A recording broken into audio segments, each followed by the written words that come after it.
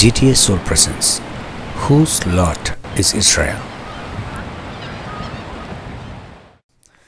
After the great flood of Noah, the descendants of Noah's sons, namely Shem, Ham, and Japheth, started multiplying in the earth.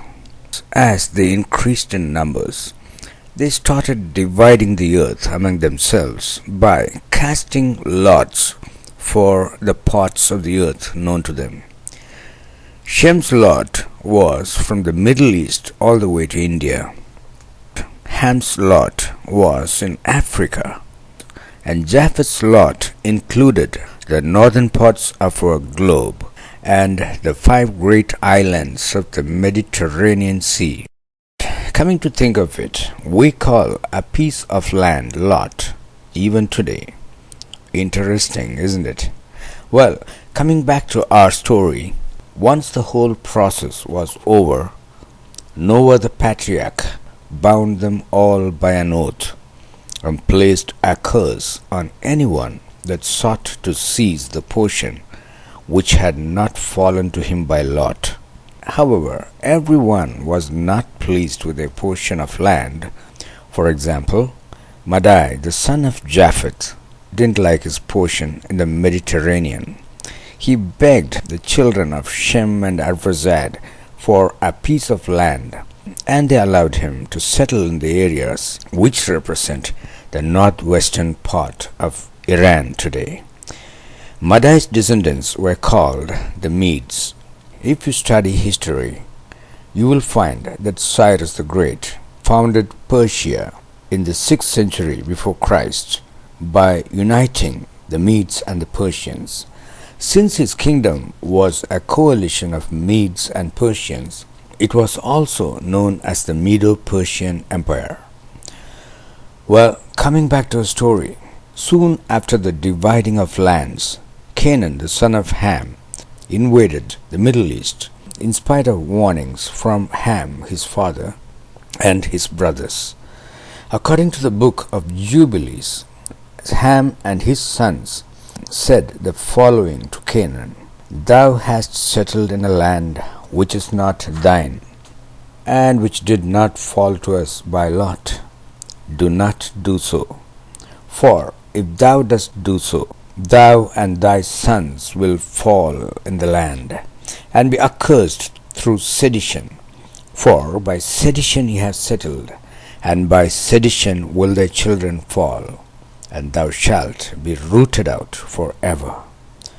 Dwell not in the dwelling of Shem, for to Shem and to his sons did it come by their lot. Cursed art thou, and cursed shalt thou be beyond all the sons of Noah, by the curse by which we bound ourselves by an oath in the presence of the holy judge and in the presence of Noah our father." But Canaan wouldn't listen to any of them and took over the coastal areas from Hamath in Lebanon all the way to the border of Egypt. He also called this land Canaan after his own name. Now, having lost a portion of the land, Shem's eldest son Arphaxad's family had to move further toward the east. Abraham was born in Arphaxad's lineage, and the land of Canaan rightfully belonged to his family. And this is why God brought Abraham all the way from the city of Ur in Persia to the land of Canaan and promised that land to his descendants. God said, "I will give unto thee and to thy seed after thee the land wherein thou art a stranger, all the land of Canaan, for an everlasting possession, and I will be their God." Yes, that was God's promise to Abraham. God reiterated the same promise to Isaac, his son, later. Around the year 1400 BC, God fulfilled his promise when he liberated the Israelites who were slaves in Egypt and gave them back the land of Canaan. However, as centuries passed by, they lost their land once again when they turned their back on Lord God Yahweh and went after the Canaanite gods.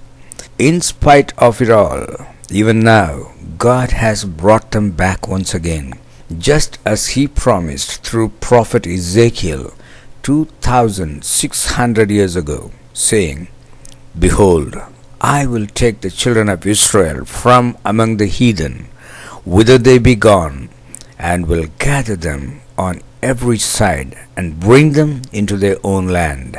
And I will make them one nation in the land upon the mountains of Israel. Today, Israel is a strong nation.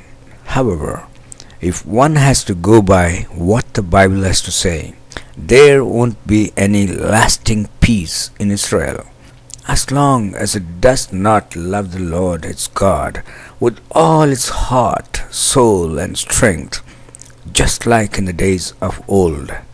Thanks for watching.